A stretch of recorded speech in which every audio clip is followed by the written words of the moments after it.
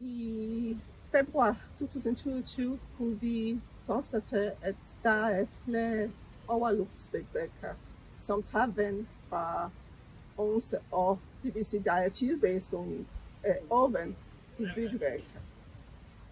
De vand tager kapacitet, som vi skulle bruge til det rigtige spildevand.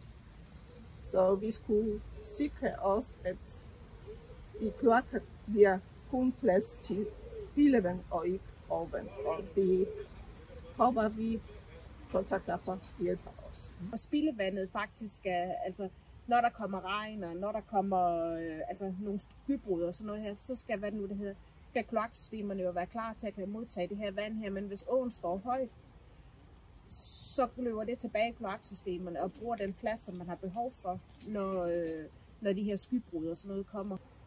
Så det er for naboerne bagved, ikke får vand i kælder også, og fordi der så bliver den her overbelastning på systemet. Ja.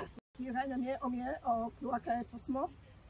Så der er et hostel, hvor vi kan sende den overmængde ud i recipienten. Jeg kan sige, sådan som Odense centrum er jo en gammel by med nogle rigtig gamle kloaksystemer, og det er bekosteligt, hvis man skal ind og lave om i kloaksystemerne, så det er jo med at finde en løsning, inden at det bliver alt for dyrt.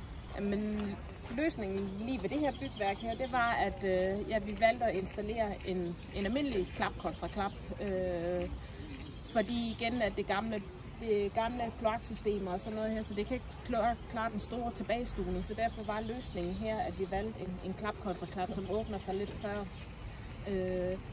Som Agatha også sagde tidligere, så havde hun regnet med, at det skulle være en stor kontraklap, men det kræver simpelthen for meget vægt at åbne den, så derfor har vi valgt at lave en løsning, hvor der er 3 små klapper i, eller små og små. De er store, men det blev løsningen her. Okay.